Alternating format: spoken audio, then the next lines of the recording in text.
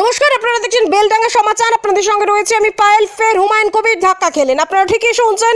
এবার হুমায়ুন কবিরের বাবরি মসজিদ ট্রাস্টের কোষাধ্যক্ষ পদত্যাগ করলেন।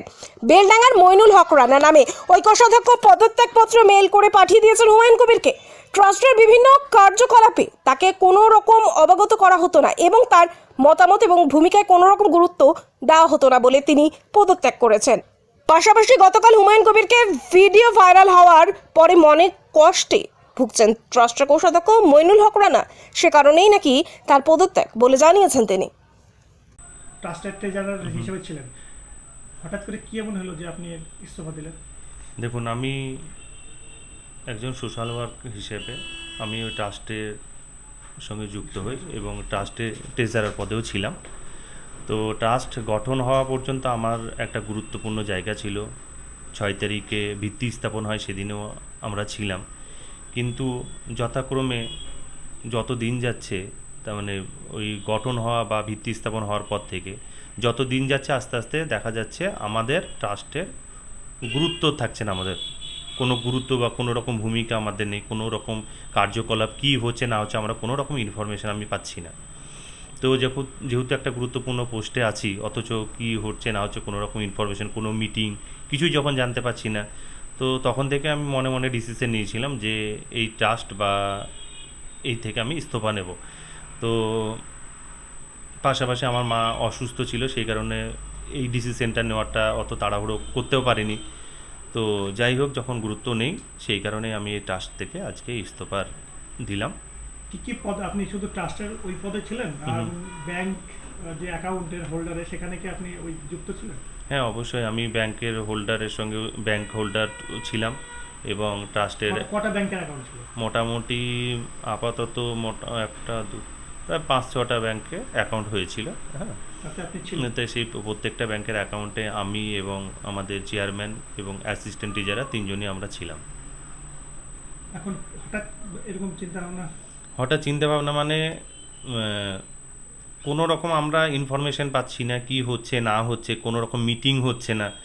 তো যেন আমরা গুরুত্বহীনভাবে আমরা ওখানে আছি, জাস্ট পোস্টটা হোল্ড করে আছি, এটাই মনে হচ্ছিল। পাশাপাশি অনেক দিন থেকেই এটা অবগত হওয়ার পর এবং গুরুত্ব না পাওয়া বা কি হচ্ছে না হচ্ছে কোনো রকম ইনফরমেশন না পাওয়া, এবং কি এখনও পর্যন্ত যতটা কাজ হচ্ছে বা যেগুলো হচ্ছে, যে চেক ইস্যু হচ্ছে, সেগুলো কোনোটাই এখনও পর্যন্ত আমার এখতিয়ারে বা আমার সিগনেচারে এখনও পর্যন্ত হয়নি। তো যখন এরকম একটা কার্যকলাপ হচ্ছে বা কি হচ্ছে, আমার কোনো কিছু ইনফরমেশন থাকছে না, তো এই থেকে আমি মনে মনে ভেবে নিয়েছি অ্যাকাউন্টে লেনদেন হচ্ছে কি না হচ্ছে আমি কোনো রকমই ইনফরমেশন আমার কাছে নেই। যে গতকাল যে একটা ভাইরাল হয়েছিল 1000 কোটি টাকা, যেটা পার্টির ফান্ডে বিজেপি করছে বলছে, সেখানে এটা কতটা আপনাকে ইফেক্ট করেছে?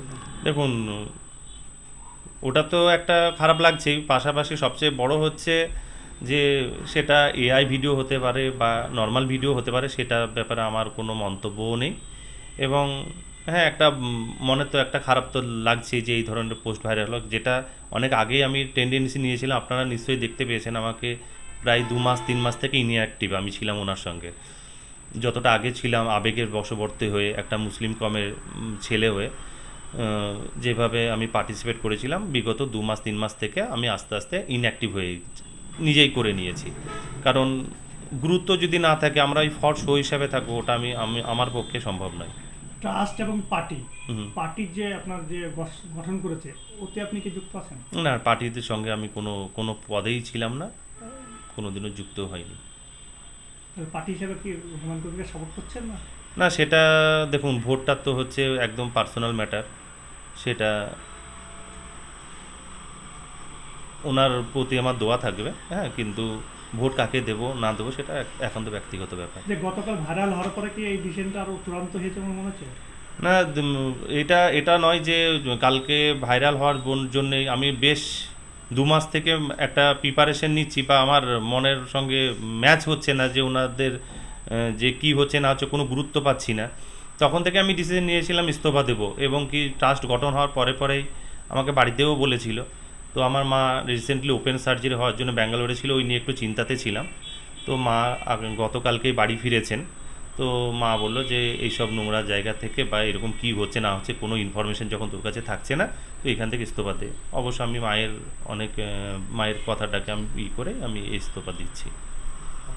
আপনার নাম? আমার নাম মইনুল হক রানা, যে West Bengal Islamic foundation of ইন্ডিয়ার আমি কোষাধ্যক্ষ ছিলাম। এখন থেকে রিজাইন দিলেন? হ্যাঁ, আমি রিজাইন দিয়েছি। কিসে রিজাইন দিয়েছেন? আমি যে পোস্টে ছিলাম সেই পোস্ট থেকেই রিজাইন দিয়েছি। লাস্ট আপনার সাথে চেয়ারম্যানের সাথে বা হুমায়ুন কবিরের সাথে লাস্ট কবে কথা হয়েছে এই নিয়ে কোনো কথা লাস্ট হয়েছে? এই নিয়ে কোনো কথা হয়নি। আমার সঙ্গে গতকালকে আমি রাস্তা দিয়ে আসছিলাম, রেলগেটের জ্যামে আমি দাঁড়িয়েছিলাম, উনিও নওদা থেকে ওনায় ফিরছিলেন। তো রাস্তায় দেখা হলো, গাড়িতে আমি বাইক থেকে নেমে ওনার সঙ্গে সালাম দিলাম, জাস্ট এতটুকুই কথা, অন্যরকম কোনো এই নিয়ে ইস্তফা দেওয়ার নিয়ে কি কোনো কথা হয়েছে? না। ইস্তফা দেওয়া নিয়ে কোনো কথা হয়নি, কারণ ব্যাপারটা এটা একান্ত আমার ব্যক্তিগত মতামত।